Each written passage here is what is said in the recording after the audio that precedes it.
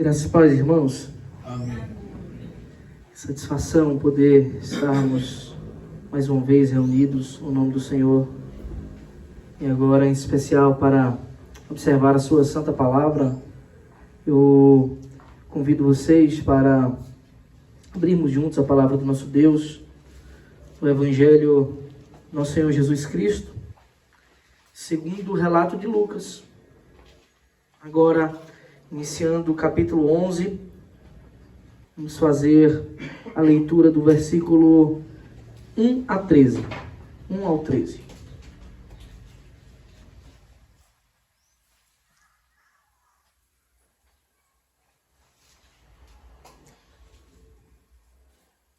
Lucas, capítulo 11, do versículo 1 até o versículo 13. Os irmãos encontraram? A palavra do bondoso Deus diz assim, queridos: Jesus estava orando em certo lugar, e quando terminou, um dos seus discípulos lhe pediu: Senhor, ensine-nos a orar, como também João ensinou os discípulos dele. Então Jesus disse: quando vocês orarem, digam: Pai, santificado seja o teu nome, venha o teu reino, o pão nosso de cada dia dá-nos diariamente, perdoa-nos os nossos pecados, pois também nós perdoamos a todo o que nos deve, e não nos deixes cair em tentação. Jesus disse ainda: se um de vocês tiver um amigo e for procurá-lo à meia-noite, dizendo: amigo, me empreste 3 pães, porque outro amigo meu chegou de viagem e eu não tenho nada para lhe oferecer. E se o outro lhe responder lá de dentro: deixe-me em paz, a porta já está fechada e eu e os meus filhos já estamos deitados, não posso me levantar para lhe dar os pães. Digo a vocês que, se ele não se levantar para dar esses pães por ser seu amigo, ele o fará por causa do incômodo e lhe dará tudo de que tiver necessidade. Por isso, digo a vocês: peçam e lhes será dado, busquem e acharão, batam e a porta será aberta para vocês. Pois todo que pede recebe, o que busca encontra, e a quem bate a porta será aberta. Quem de vocês, sendo pai, daria uma cobra ao filho que lhe pede um peixe? Ou daria um escorpião ao filho que lhe pede um ovo? Ora, se vocês que são maus sabem dar coisas boas aos seus filhos, quanto mais o Pai Celeste dará o Espírito Santo aos que lhe pedirem. Amém. Oremos. Senhor Deus bendito, ó Pai, agora estamos diante da Tua Palavra, e o que eu te peço, Senhor, confiado que aquele que pede e recebe de Ti é a Tua iluminação. A iluminação do Teu Santo Espírito, para poder proclamar a riqueza virtuosa da Tua Palavra. Mas eu te peço também, Senhor, que o Senhor quebre qualquer raiz de orgulho em nossos corações, para que possamos ter apenas a Tua Palavra como a luz da nossa vida. O Teu ensino como aquilo que é fiel e necessário. E nós sabemos que só o Teu Santo Espírito pode fazer isso. Só o Senhor, com seu poder infinito, pode, ó Pai, tirar qualquer escama dos corações, quebrar as pedreiras de nossa mente, da nossa alma, para que possamos humildemente nos submeter aos Teus santos desígnios. Por isso eu te imploro, Deus, ajuda-nos, porque a única coisa que eu posso fazer é proclamar. Mas eu te peço que seja fiel, que a proclamação seja santa, que o Senhor me ajude em cada palavra dita e não me permita dizer o que não convém, para que Teu nome, tão somente o Teu, seja glorificado hoje e sempre. É o que eu te peço em nome de Jesus, Senhor. Amém. Meus queridos, o título dessa mensagem é Orare et Labutare. Essa é uma expressão em latim que significa orar e labutar. Ou orar e trabalhar com diligência, com empenho. Quem usava essa expressão para definir a sua vida de estudo, de ensino da palavra de Deus, a vida cristã, era o reformador francês João Calvino. E de fato, o tempo todo, as Escrituras, a palavra de Deus nos aponta essas verdades. Nos apontam esses dois tópicos como fundamentais para a vida cristã. Orar e labutar. Orar e trabalhar. Se por um lado nós somos constantemente ensinados a orar, e oração nada mais é do que uma expressão clara de confiança, uma demonstração de confiança no Senhor que nos ouve. A oração, na verdade, é bem mais que isso, é um diálogo com o nosso Deus. É um diálogo que Ele responde de diversas formas, seja, de fato, atendendo os nossos pedidos, seja tirando do nosso coração desejos que não éramos para ter, seja mudando a circunstância ao nosso redor, ou até dizendo, não, a minha graça te basta. Nós somos ensinados o tempo todo a orar, e quanto mais oramos, mais próximos estamos do Senhor. Mais unidos somos a esse Deus perfeito que nos ensina que nós devemos orar. Por outro lado, nós não somos chamados para orar apenas e viver aleatoriamente como se Deus estivesse obrigado a fazer qualquer coisa em meu favor. Pelo contrário, a expressão da fé, a expressão de confiança em Deus é a oração que vem acompanhado da labuta, do trabalho, do serviço para alcançar aquilo que temos pedido a Deus. Porque o Senhor nos fez pessoas ativas. É interessante porque na mensagem anterior, e quem nos visita deve saber que nós pregamos a Escritura sequencialmente, até as leituras dos textos. Talvez você leia um texto como lemos hoje e ache um pouco estranho, né? Mas é porque nós lemos sequencialmente, e quando vemos o todo, a coisa fica muito mais incrível. A passagem anterior foi justamente a de Maria e Marta, onde Marta trabalhava em coisas desnecessárias e Maria tinha escolhido a boa parte de estar aos pés do Senhor. Mas estar aos pés do Senhor não significa estar inerte, porque aquele que está aos pés de Cristo, ele está servindo ao Senhor. E Maria, ela estava aos pés de Cristo, ouvindo e apresentando a adoração santa. E Deus diz, isso não lhe será tirado, essa é a boa parte. De modo que nós somos chamados não para uma vida de inércia, mas para descansar no Senhor que ouve as nossas orações. E o descanso no Senhor é um descanso ativo. O descanso do Senhor é um descanso bendito. Então nós somos chamados para a oração e a labuta. O trabalho é uma forma prática, ativa de dizermos, eu confio no Deus que ouve as minhas orações. Eu pedi e agora eu ajo. E Deus, por intermédio do nosso trabalho e do seu poder infinito, do qual nada pode tirar de suas mãos, ou nada pode fazê-lo mudar de ideia, Ele vai moldando tudo ao nosso redor para que as coisas aconteçam exatamente como devem ser. Mas uma pergunta pode ser levantada para aqueles que estão começando a se aproximar de Deus, ou talvez aqueles que já estão diante do Senhor há muito tempo. Como orar? O que é oração? Como eu devo me aproximar de Deus? Qual as palavras corretas que devem sair da minha boca? Essa parece ser uma inquietação de muitas pessoas. Não é incomum vermos as pessoas estarem inquietas, principalmente quando lhes é dado um convite para uma oração pública diante das pessoas. A pessoa fica lá, e agora? Será que eu vou falar alguma coisa? Será que eu vou ser envergonhado? Será que eu vou falar alguma besteira e as pessoas vão julgar a teologia da minha oração? Essa parece também que era uma inquietação daquele discípulo. Na verdade, muitos dos discípulos que seguiam Jesus. Porque eles viam Jesus orando o tempo todo. O Evangelho de Lucas está repleto de momentos em que o Senhor orou, parou, e Ele fez muitas vezes isso diante dos discípulos. Jesus deu o exemplo de que a oração é parte fundamental e integrante da vida cristã. Mas como orar? Qual deve ser o conteúdo das minhas orações? O que deve sair do meu coração? Como me derramar aos pés do Senhor soberano do universo, que sabe de tudo, por sinal? Então toda essa passagem ela se desenrola a partir de um pedido justo, um pedido muito interessante, pedido esse que nós podemos fazer ao Senhor em nossas orações também. Versículo 1 da nossa passagem, no capítulo 11 do Evangelho de Lucas, está escrito: Jesus estava orando em certo lugar, então o mestre estava lá dando seu exemplo. E quando terminou, um dos seus discípulos lhe pediu: Senhor, ensine-nos a orar, como também João ensinou os discípulos dele. Então temos aqui, irmãos, mais um relato temático de Lucas. Nada indica de que essas coisas aconteceram na sequência cronológica que Lucas vem tratando alguns fatos.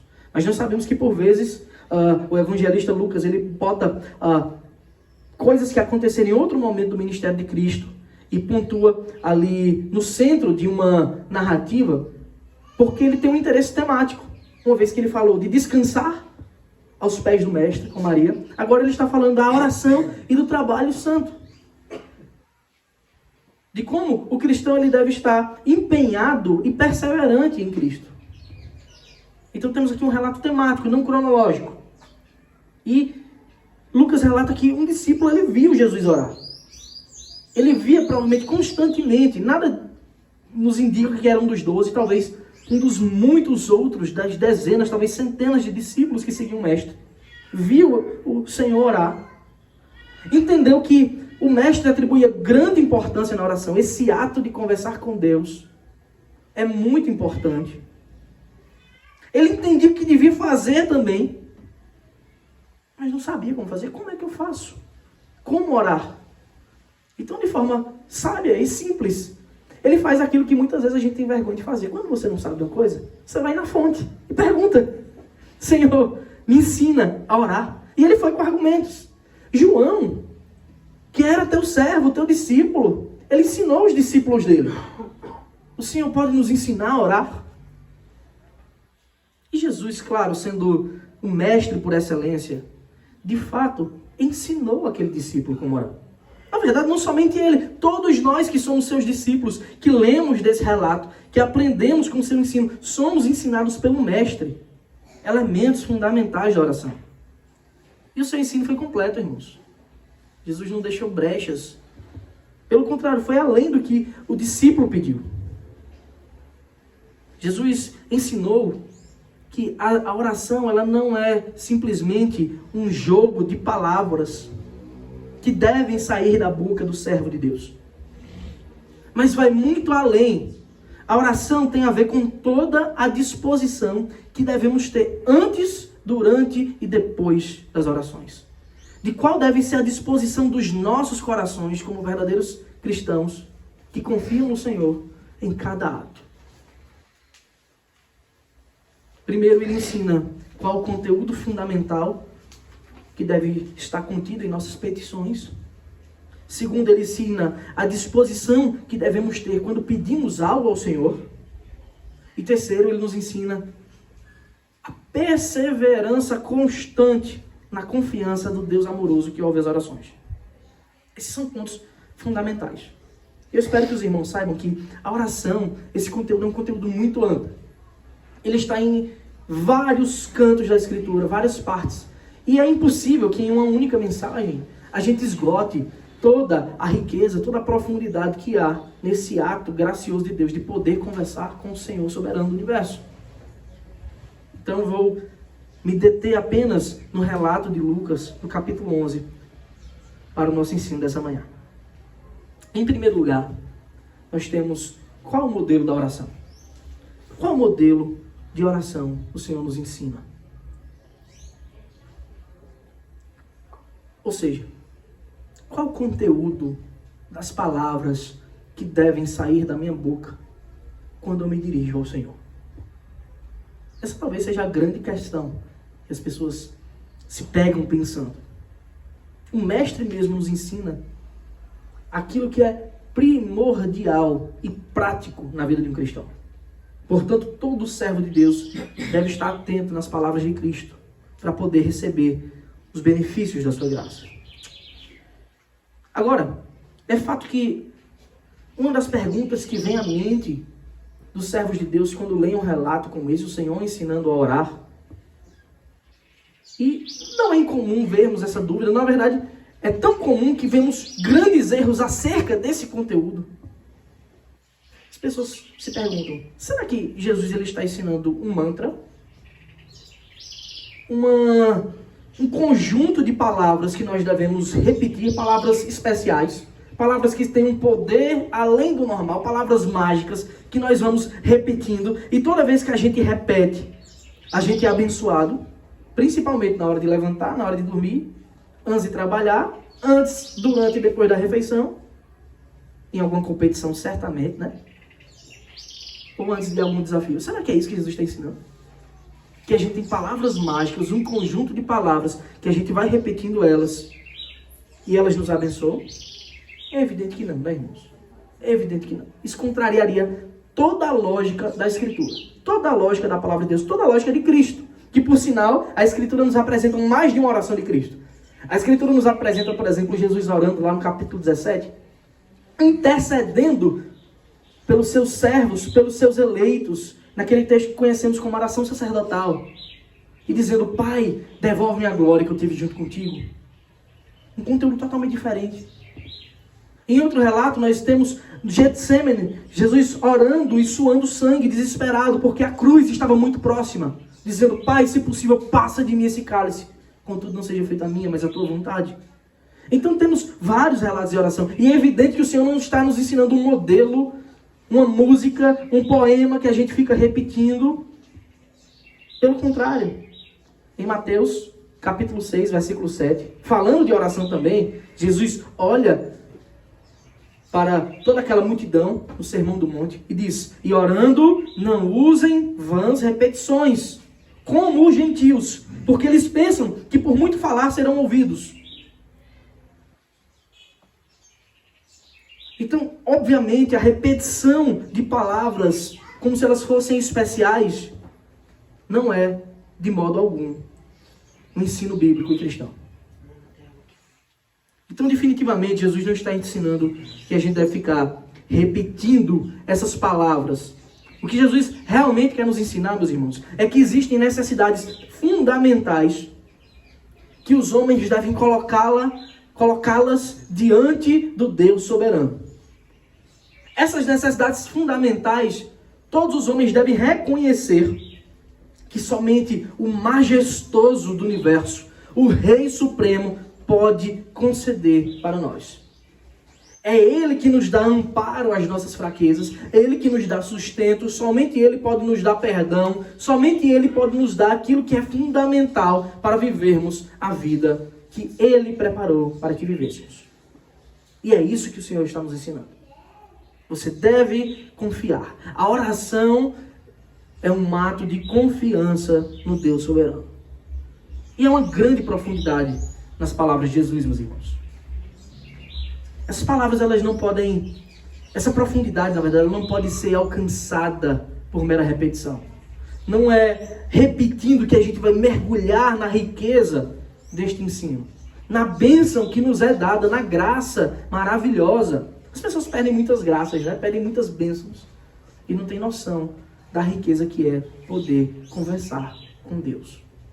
E é de graça. Então, dos versículos 2 a 4, Jesus diz assim. Então, Jesus disse, quando vocês orarem, digam, Pai, santificado seja o teu nome, venha o teu reino, o pão nosso de cada dia dá-nos diariamente, perdoa-nos os nossos pecados, pois também nós perdoamos a todo o que nos deve.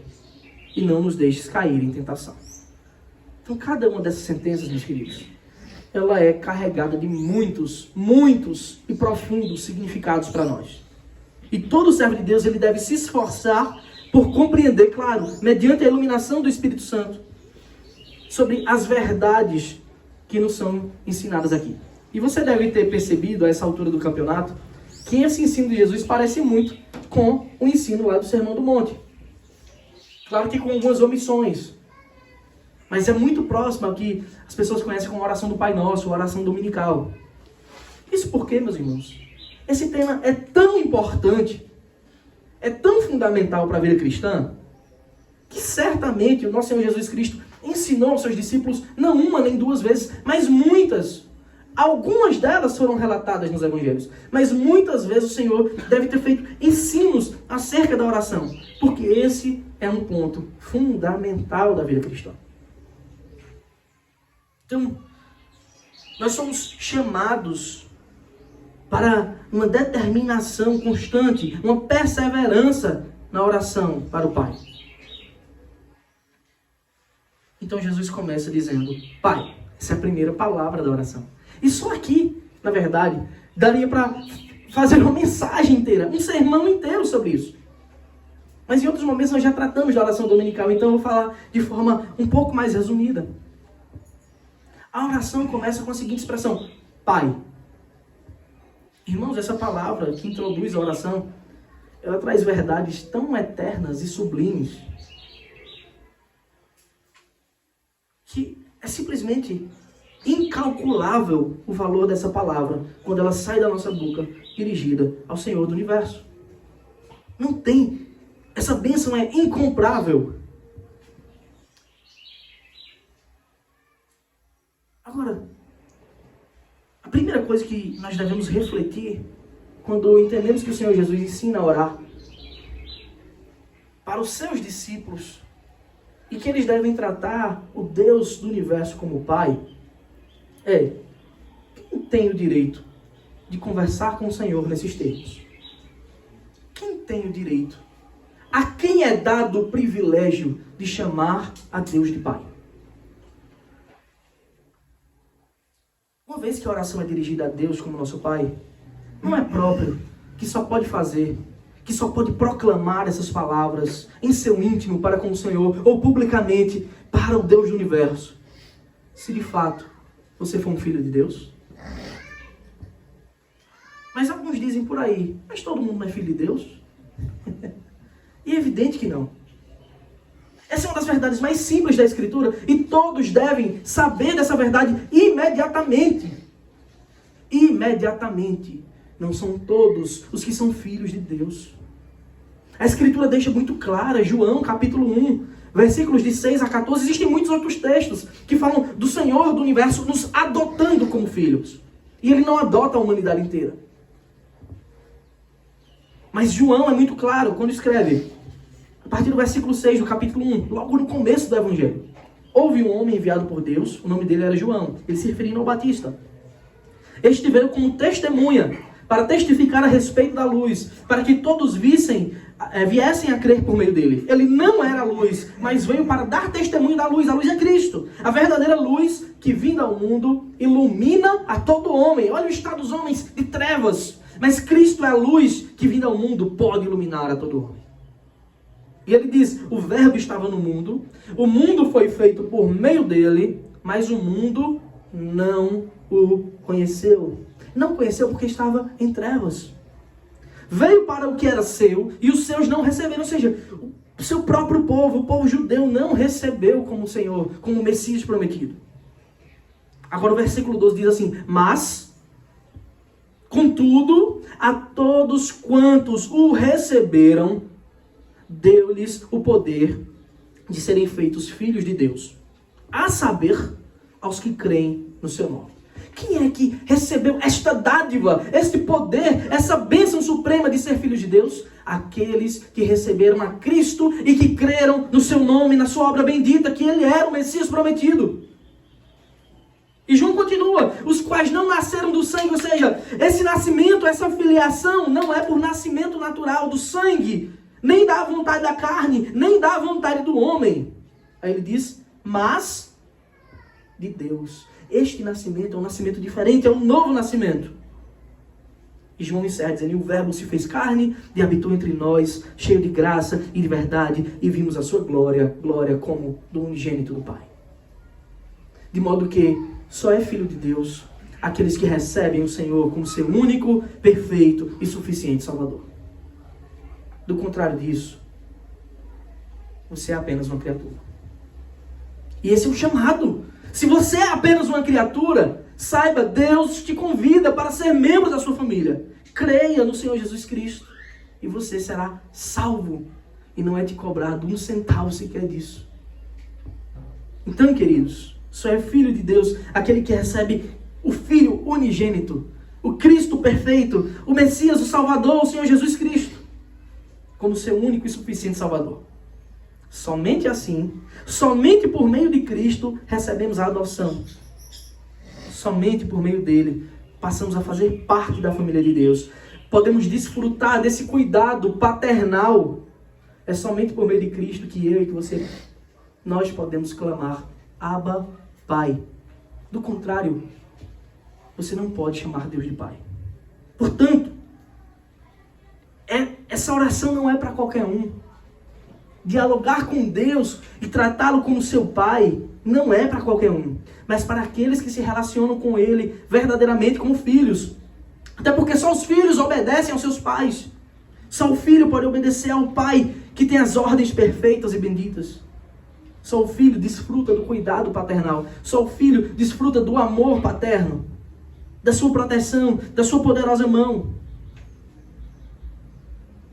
De modo que um ímpio, quando tenta se aproveitar deste benefício da oração, de forma vã, evidentemente, sem a verdadeira devoção, sem o verdadeiro relacionamento com o Pai, por meio de Cristo, sem o habitar do Espírito Santo, não está fazendo outra coisa senão que tomando o nome do glorioso Deus em vão. A Escritura diz que o Senhor não terá por inocente aquele que tomar o seu nome em vão. Mas para nós, podemos chamar o Criador, o Deus soberano, o excelso, o único, o Deus eterno de Pai, é a maior das glórias, meus irmãos. Como pode o povo de Deus desprezar esta bênção? Poder se dirigir ao Senhor na oração, chamando de Pai.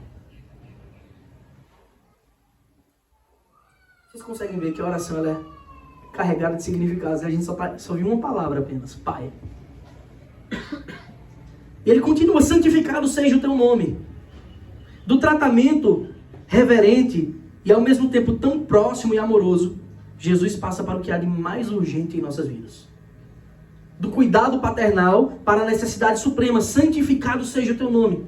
Aquele que conhece a glória de Deus revelada em Cristo, logo percebe o tamanho do lamaçal do qual foi inserido.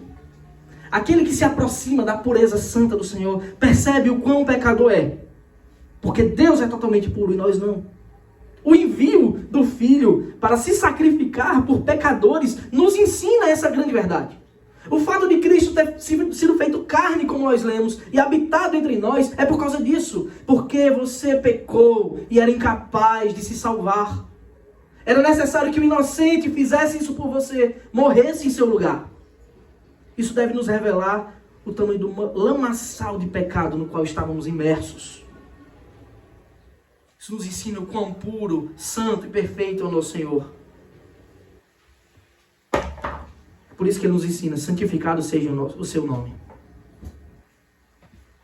Isso é, nós temos uma necessidade constante de desfazer os efeitos do pecado em nossa existência. A declaração, santificado seja o teu nome, não se refere às letras que compõem o nome do Senhor. Não se refere à palavra Yahvé, mas ao seu próprio ser perfeito. O Senhor deve ser diariamente santificado. E como nós fazemos isso? Significa que eu posso purificar, deixar Deus mais puro? É evidente que não.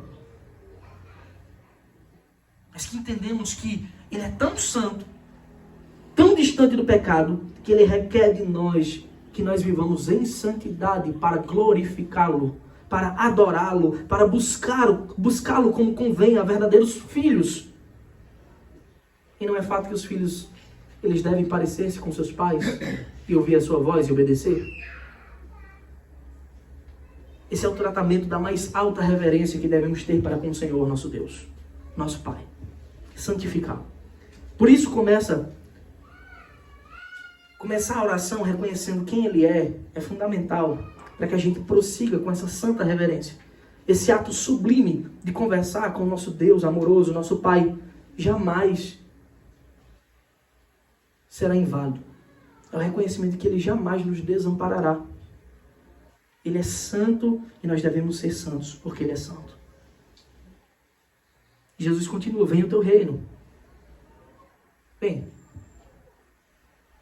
Está implícito aqui uma verdade fundamental e simples. Se clamamos, venha o teu reino, é porque ele é o rei do universo. É porque ele é o rei que está acima de todos os outros. E nós somos os seus súditos. Mais que isso, nós somos os seus filhos. De um modo paradoxal, filhos e súditos que obedecem, mas desfrutam do seu cuidado infinito e perfeito.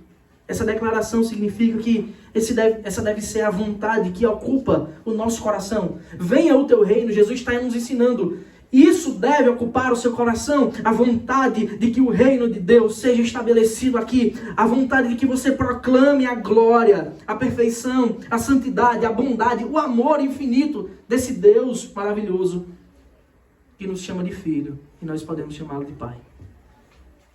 Venha o teu reino é um pedido duplo, queridos. É um pedido para que o Senhor nos guie em nossa missão primordial de pregar o evangelho a toda criatura, de fazer discípulos nesse mundo, de fazer com que as pessoas ouçam e conheçam a graça revelada em Cristo, conheçam o seu sacrifício gratuito em favor dos nossos pecados para nos salvar, para nos purificar. Lá em Mateus, Jesus ensinando isso, no Sermão do Monte, ele adiciona uma sentença: venha o teu reino, e ele diz, seja feito assim na terra como é nos céus. Porque lá o seu reino é estabelecido perpetuamente, plenamente, e os anjos o obedecem dia e noite, cabalmente, sem uma falha. E nós devemos espelhar essa glória perfeita de Deus aqui na terra, sendo seus servos fiéis e obedecendo. Mas muitas vezes, parece que o povo de Deus está mais para filhos desobedientes. Mas esse não é só um pedido para que a nossa ética nesse mundo seja como os anjos vivem em santidade lá no céu. Somente. Mas é também um pedido escatológico. Um clamor para que o mais depressa possível o teu reino seja estabelecido. O mais depressa possível ele volte para vindicar a sua igreja, o seu povo. E de fato, quando ele vier, ele nos purificará de uma vez por todas, de todo pecado, de toda corrupção. Venha o teu reino, é o clamor do povo de Deus. É isso que deve ocupar o nosso coração. E ele diz mais, o pão nosso de cada dia, dá-nos diariamente. Agora o Senhor faz um salto. Ele sai daquelas coisas espirituais, eternas e fundamentais que ele já fez em nós e requer de nós. E mostra que existem outras coisas importantes que são pontuais e verdadeiras na vida do crente. O pão nosso de cada dia, dá-nos diariamente. Jesus nos ensina aqui, irmãos, uma verdade muito simples e ao mesmo tempo muito sublime, de que é o nosso Senhor que nos provê todas as coisas. Ele é o nosso provedor. Nós devemos pedir, clamar a Ele pelo nosso sustento. Mais que isso, o Senhor nos ensina uma simples e clara lição de que Ele é o nosso provedor hoje. E se Ele é o nosso Pai, que dá o alimento hoje à nossa mesa, que põe o pão em nossa mesa, não é evidente que amanhã Ele também será o mesmo Pai que fará isso, e que depois Ele fará isso, e que enquanto houver dia Ele continuará sendo o nosso provedor? Portanto, nós não precisamos pedir pão para entesourar para a vida inteira, como o povo queria guardar o maná do céu. E Deus disse, não faça isso porque vai apodrecer. Você precisa confiar em mim, que amanhã eu vou lhe dar de novo. Declarar, Senhor, alimenta-nos, dá-nos o pão nosso de cada dia, é declarar que Ele é o nosso provedor, que nós confiamos em sua bondosa mão e que Ele jamais nos desamparará. Essa verdade ensinada na oração pelo Senhor Jesus deve ser a fonte do nosso conforto, deve ser uma fonte de bálsamo, um remédio santo contra a ansiedade, que com tanta severidade ela tenta se apoderar dos nossos corações nesses dias. Tenta entristecer a nossa alma com preocupações futuras. Aí a nossa mente fica amanhã, amanhã, amanhã. E Deus dizendo, eu sou o seu provedor hoje. Enquanto houver hoje, eu serei seu provedor. Confie em mim. Esse é o ensino de Cristo. Lembre-se dessa verdade suprema que todos amam ler nas Escrituras, mas esquecem de crer de fato. O Senhor é o meu pastor. Então eu não sentirei falta de nada. Nada me faltará. As palavras de Jesus são o pão nosso. Mas evidentemente o Mestre está nos ensinando algo que vai muito além do comer pão. Ele é o nosso provedor em toda e qualquer área. Ele é aquele que provê a nossa saúde. Ele é aquele que provê as nossas necessidades mais básicas, emocionais, espirituais, físicas, de toda e qualquer natureza. Não permitam, irmãos, que o seu coração seja orgulhoso a ponto de bater no peito e dizer assim, como fariseu: obrigado, Senhor, porque eu não sou como esse pecador. Não permita que o seu coração se orgulhe a ponto de dizer assim, eu tenho porque eu estudei e conquistei. Você tem porque Ele te deu. João, capítulo 3, versículo 27. Ele responde, João respondeu, ninguém pode receber coisa alguma se não lhe for dada do céu. Nosso Pai, meus irmãos, é o nosso provedor. Até quando nem imaginamos.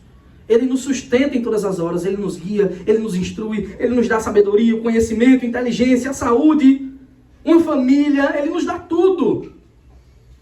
De modo que todas as coisas devem retornar para Ele como glória. Se você tem tudo e não dá glória, você é um servo ingrato, inútil. Fica murmurando, tendo tudo. E o Senhor continua. Perdoa os nossos pecados, pois também perdoamos a todo o que nos deve. E essa é uma verdade extremamente urgente que temos. Mais que uma mesa farta, mais do que o pão, mais do que todas as coisas que estão ao nosso redor que a gente precisa para sobreviver. O perdão de Deus é a coisa mais urgente e mais valiosa que precisamos, que necessitamos e que Ele nos dá de graça. Essa necessidade que temos de pedir perdão a Deus, é por isso que a gente começa o culto sempre com o coração contrito. Aponta para a nossa natureza caída. Natureza essa que está implícita o tempo todo. O tempo todo na oração. Por isso que somos necessitados, porque somos caídos. Mesmo já sendo participantes da glória celeste. Até porque a oração é para filhos, não é para os outros. O pecado, ele tenazmente nos assedia em sua carne. Em nossa carne. E a quem recorreremos contra esse mal? A quem vamos pedir ajuda contra essa chaga terrível? A outros que são como nós? Será que podemos arrancar uns pecados dos outros? Não seria aquele que porventura é o médico dos médicos que pode tirar qualquer chaga? E a chaga espiritual do pecado, o nosso Senhor? Graciosamente, Cristo nos ensina a pedir constantemente o perdão pelos nossos pecados. Porque diariamente a gente pisa na lama do engano. E nós manchamos os nossos pés. Por isso que Jesus diz, olha, aquele que já foi lavado, Pedro, não necessita lavar senão os pés. Do resto está tudo limpo. Então a gente lembra como deve ser o nosso coração diante do Senhor. Como deve ser a nossa disposição interna ao buscá-lo em oração. No Salmo 51, 17, o salmista escreve, sacrifício agradável a Deus é o espírito quebrantado. Coração quebrantado e contrito, não desprezarás, ó Deus. Portanto, deve ser esta a nossa disposição. Não arrogantes, não orgulhosos, mas quebrantados e contritos. Esse ensino de Jesus para os filhos de Deus está acompanhado de uma cláusula muito interessante. Essa ninguém quer. Essa parte ninguém gosta de orar. Pois também perdoamos a todos o que nos deve. Será? Você pode confessar diante de Deus essa verdade? Que você perdoa aquele que te ofende, que te deve? Você tem perdoado aqueles que são a pedra no seu sapato?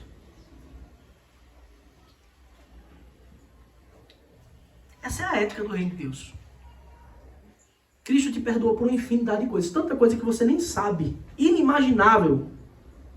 Nem mesmo você tem noção do quanto pecou contra o Senhor. Do quanto pecará ainda. Então saiba disso. Para santificar o nome de Deus. Para proclamar o seu reino aqui na terra. Para ser um agente do estabelecimento do reino de Deus na vida dos homens. Você deve viver uma vida de perdão. Você foi perdoado, então você deve perdoar, mas a ofensa que ele cometeu foi muito grande. O que essa pessoa fez comigo foi demais, isso é imperdoável. Irmão, deixa eu dizer, o seu pecado pregou Cristo na cruz. Perdoe e glorifique a Deus com suas ações. Do contrário, você é um servo desobediente, um filho desobediente e rebelde. E como um pai de verdade trata um filho desobediente e rebelde? Ele disciplina. E disciplina com severidade. Para que obedeça. Para que não se perca. E a oração se encerra com esta última cláusula: não nos deixe cair em tentação. Esta última sentença do modelo da oração, apresentado por Jesus, nos ensina o quão nós somos frágeis, o quão nós somos totalmente necessitados, carentes de sua graça, do seu sustento e da sua provisão.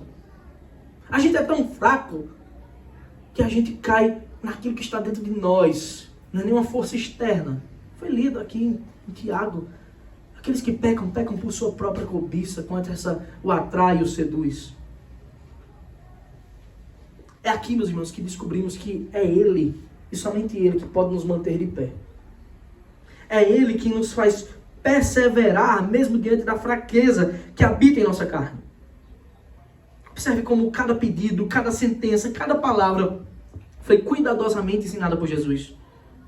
Porque cada uma das coisas ditas é tão constante, é tão urgente em nossas vidas, que a gente não pode esquecer delas um dia sequer. Aprendemos que, de fato, as nossas orações, elas são diálogos, conversas com o Senhor, no qual reconhecemos a sua majestade, porque sabemos que Ele é o Rei soberano. Não tem repetições. Tudo isso é com significado, tudo isso é com verdade, é derramando o nosso coração contrito aos pés do Senhor. Não é por acaso que Jesus, após entregar o padrão consistente para as orações dos santos, dos crentes, ele continua o seu ensino agora por meio de uma parábola, para que fique muito claro. E ele quer nos mostrar qual deve ser a nossa disposição, qual a disposição correta, nosso empenho na vida de oração.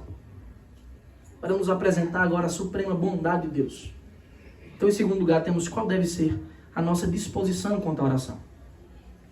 E vem aqui a famosa parábola do amigo inconveniente, a partir do versículo 5. Jesus disse ainda: se um de vocês tiver um amigo e for procurá-lo à meia-noite, olha, coisa chata, o cara bate lá na sua porta meia-noite, dizendo: amigo, me empreste 3 pães, porque outro amigo meu chegou de viagem e eu não tenho nada para lhe oferecer. Imagina a vergonha, você recebe uma pessoa na sua casa, se estava sendo preparado ou não, ninguém sabe. Isso aqui é uma ilustração, obviamente. Jesus está fazendo uma parábola para explicar o óbvio, para que fique vivo na mente, na vista, nos olhos dos seus ouvintes. E você não tem o que oferecer para um amigo. Ó, chegou de viagem. Aquele tempo não era viagem de hoje, como as de hoje de avião, não. Tá? Era cansativo, era pesado, era andando, era no deserto, era em calor causticante, e quando era de noite era um frio terrível. E esse cara chega meia-noite, chega já tarde da noite, e seu amigo não tem o que lhe dar, e ele então vou procurar agora no meu amigo, vai que ele tem pão. E começa a bater, meia-noite. Aí Jesus diz assim, versículo 7, e se o outro lhe responder lá de dentro: deixe-me em paz, a porta já está fechada, e eu e os meus filhos já estamos deitados, não posso levantar para lhe dar os pães. Eu até tenho, mas se eu levantar aqui da cama, eu vou fazer barulho, o menino vai acordar, vou ter que botar o menino para dormir de novo. Que coisa incômoda, você não tem noção de como você está sendo inconveniente, não, meu querido. Mande este homem dormir de barriga vazia, que amanhã ele vê isso. Digo a vocês que, se ele não se levantar para dar esses pães por ser seu amigo, ele o fará por causa do incômodo. Ele dará tudo de que tiver necessidade. Ó, se ele não se levantar porque ele tem muita consideração por você, ele vai fazer para que você pare de encher a mente dele. Para que você deixe ele em paz, porque ele não aguenta mais ouvir sua voz. Na parte bem boa do sono. Meia-noite, aquele povo dormia cedo. Então, Jesus, ele ilustra o seu ensino por meio de uma parábola, para que fique claro qual deve ser a nossa disposição nas orações. Esse não é uma coisa aleatória que Jesus está falando, irmãos. Ele está ensinando por meio de uma parábola a disposição que devemos ter na nossa vida de oração. O nosso papel nas orações é do amigo inconveniente. Nós somos o chato que pede, que procura ajuda à meia-noite, que procura ajuda em todo instante. E nós dizemos, na boa teologia, que o argumento dessa parábola é um argumento do menor para o maior. No versículo 8, Jesus encerra a parábola com explicação. Ele diz assim: digo a vocês que, se ele não se levantar para dar esses pães por ser o seu amigo, por ser seu amigo, ele o fará por causa do incômodo e lhe dará tudo de que tiver necessidade. Aquele que está necessitado, como nós somos, constantemente, deve perseverar nos pedidos. Jesus diz daquele homem comum: se ele não der porque o considera um amigo, certamente o dará para ser livre das chateações.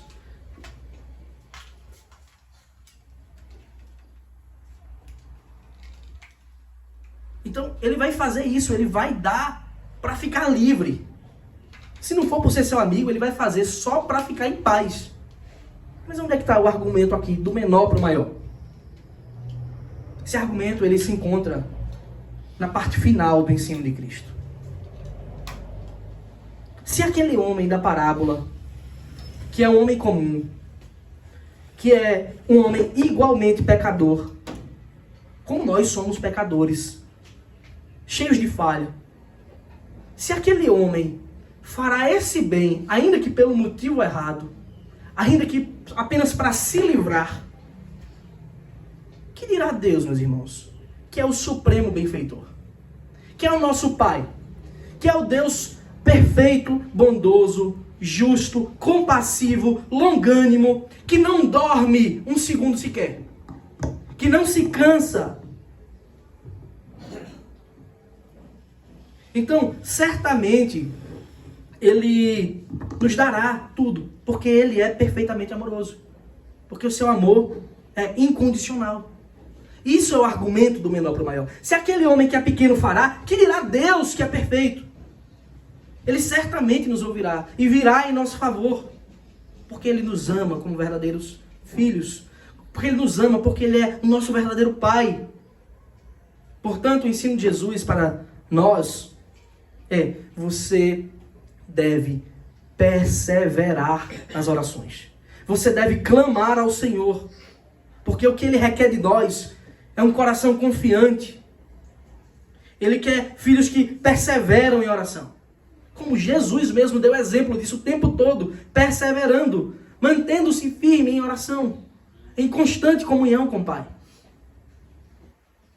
Em terceiro lugar, e último, fica revelado para nós a bondade suprema do Deus que jamais dorme. Essa parábola ela serve como ilustração e também como ponte para aquilo que Jesus deseja ensinar quanto às nossas orações. Na verdade, as orações verdadeiras dos crentes, elas são atos de demonstração da dependência do Senhor e da confiança em sua provisão, da sua confiança no seu amor. Então, todo esse ensino de Jesus sobre a disposição correta de orar está enraizado, antes de tudo, na disposição correta dos nossos corações de termos uma fé verdadeira no Senhor, que não só criou todas as coisas, como amorosamente, pela cruz, nos redimiu e nos salvou. Se o Senhor levou o seu Filho à cruz em nosso lugar, será que não nos dará, como Ele mesmo diz, graciosamente com Ele todas as coisas? Vejamos como Jesus enfaticamente ele encerra o seu ensino quanto ao conteúdo e à disposição de orar. Ele apresenta uma disposição crescente no estilo de vida, de oração dos crentes. E essa disposição nós devemos ter. Ele diz: peçam, busquem e batam. É uma disposição crescente. Vejamos, versículo 9. Por isso digo a vocês: peçam e lhes será dado. Busquem e acharão. Batam e a porta será aberta para vocês. Pois todo o que pede recebe, o que busca encontra, e a quem bate a porta será aberta. O mestre nos ensina que as nossas orações recebem a devida resposta do Senhor. mas elas devem estar acompanhadas, meus irmãos, de uma disposição perseverante, de uma disposição crescente na confiança do Senhor. Quanto mais nos aproximamos de Deus, mais devemos confiar no seu amor, mais devemos crer que Ele é bom. Como pode, depois de toda a demonstração santa e perfeita, ainda duvidarmos da sua perfeição, da sua bondade, da sua misericórdia? Então, primeiro Jesus diz, peçam, pedir. Ou seja, dialoguem com o Senhor, conversem, exponha a sua necessidade a Deus. Aquele que pede o que é justo, aquele que pede o que está de acordo com a vontade de Deus, certamente o recebe do Senhor. Certamente recebe de Deus a boa resposta para as suas orações. Porque todo que pede, recebe. São palavras de Cristo. As pessoas pedem e não recebem, porque Tiago diz lá, porque pedem mal, pedem com o intuito de esbanjarem, de satisfazerem desejos pecaminosos. Mas aquele que busca para a glória de Deus, recebe do Senhor. Então, um bom termômetro para saber se seu coração está firmado na palavra de Deus é, Deus tem concedido os seus pedidos? Não pense que os pedidos você vai receber de Deus por mérito. Ninguém recebe por mérito. Ninguém merece. Então, um termômetro para você saber se seus pedidos são corretos e santos é, você tem recebido do Senhor? Então saberemos a disposição do nosso coração se estamos vivendo para a glória de Deus. E ele diz mais, busquem. Buscar é não ficar inerte, mas é trabalharmos para alcançar aquilo que necessitamos.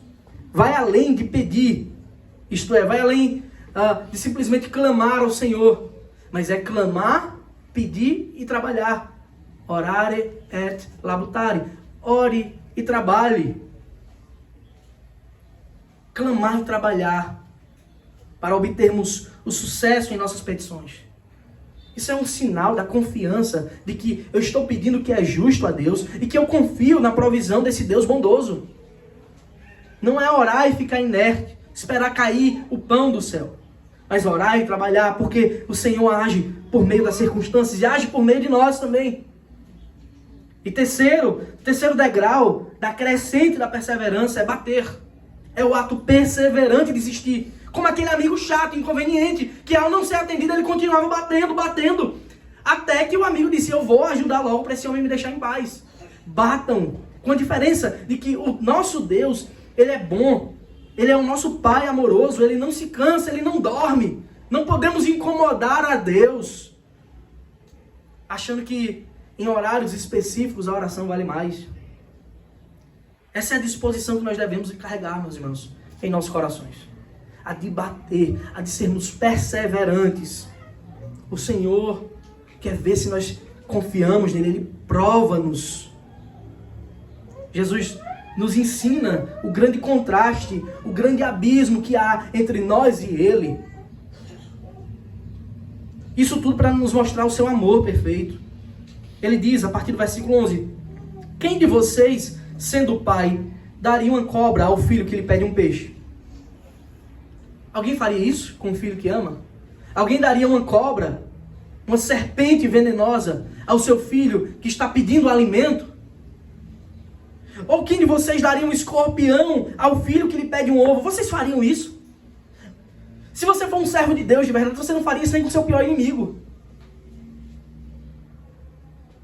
Aí Jesus termina o seu ensino com as seguintes palavras. Ora, se vocês que são maus sabem dar coisas boas aos seus filhos, quanto mais o Pai Celeste dará o Espírito Santo aos que lhe pedirem. Vocês têm noção, meus irmãos, da beleza, da profundidade do que Jesus está nos ensinando? Você deve confiar nas provisões do nosso Pai amoroso. Quantas verdades estão claras aqui? Primeira verdade que fica clara é a nossa natureza após a queda. Jesus, ele não alivia, ele diz, vocês são maus. E mesmo sendo maus, sabem fazer o bem para os seus filhos. Como pode vocês duvidarem da bondade de Deus, que não contempla o mal? Quando ele diz assim, que nós sabemos dar coisas boas aos nossos filhos, é porque também, mesmo diante da nossa maldade, Deus com sua poderosa mão tem refreado a maldade do mundo. A ponto dela não sair do controle. E terceiro, fica evidente que Deus é bem diferente de nós. Diferente de nós, o nosso Pai, Ele é totalmente puro. Ele é totalmente santo. Totalmente perfeito, bondoso, bendito, paciente, justo.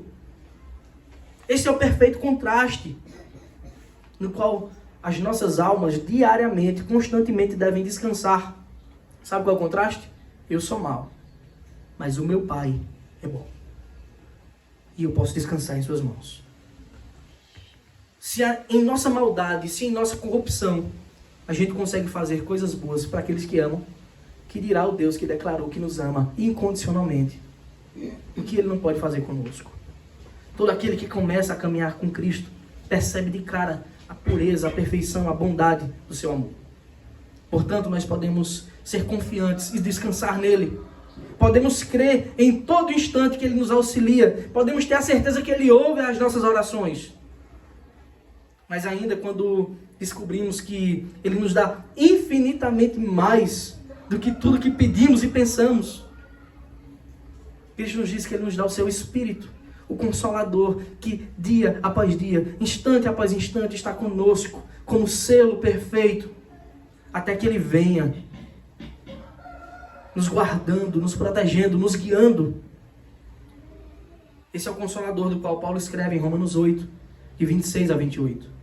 Da mesma maneira também, o Espírito nos ajuda em nossa fraqueza. Sabe por que o Espírito nos ajuda? Paulo escreve, porque não sabemos orar como convém. Sabe por quê? Porque a gente não sabe as nossas necessidades, mas o Espírito sabe. Mas o próprio Espírito intercede por nós com gemidos inexprimíveis. Ou seja, aquilo que nós não podemos exprimir, falar, o Espírito que habita em nós sabe quais as nossas reais necessidades e intercede por nós junto ao Pai. E aquele que sonda os corações sabe qual é a mente do Espírito. Quem é que sonda os corações? É Deus. Porque intercede pelos santos de acordo com a vontade de Deus. E Paulo termina com a frase que tanta gente ama, só que tira de contexto.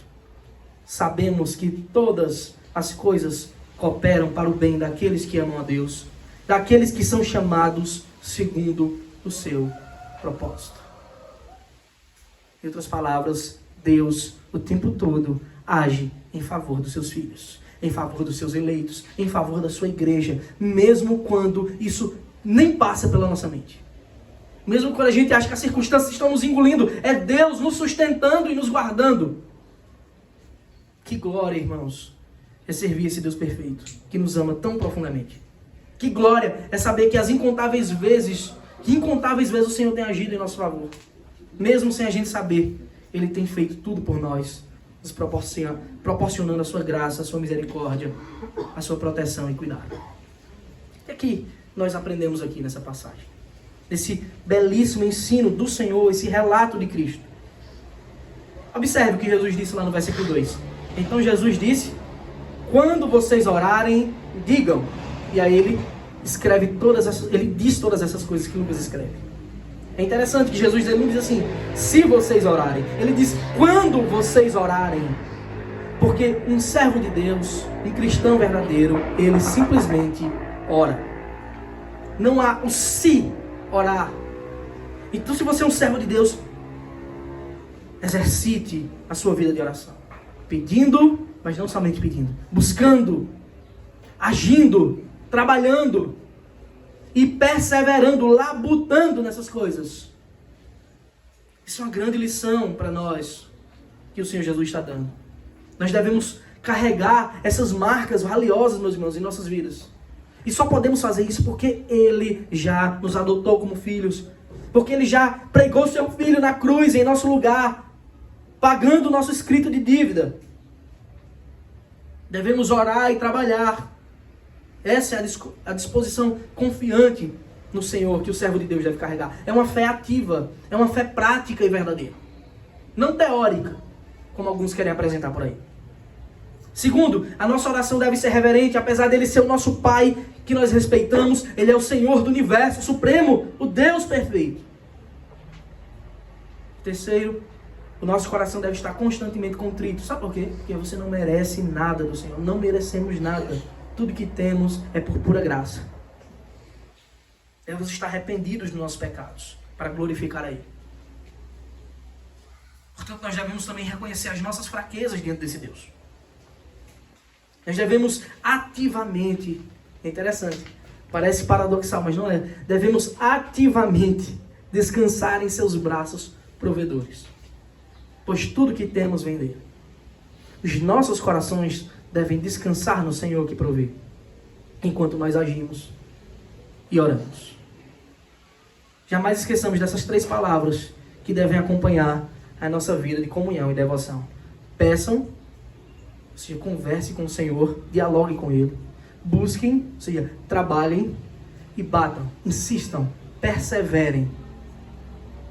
Aqueles que confiam no Senhor, eles recebem da sua provisão. Então, se pudermos resumir o ensino de Cristo em poucas palavras, é orare et labutare. Ore e trabalhe. Deus é quem nos sustentará. Pois todo o que pede recebe, todo o que busca acha, e ao que bate a porta é aberta. Amém. Vamos nos colocar de pé, meus queridos, louvar o nosso Deus.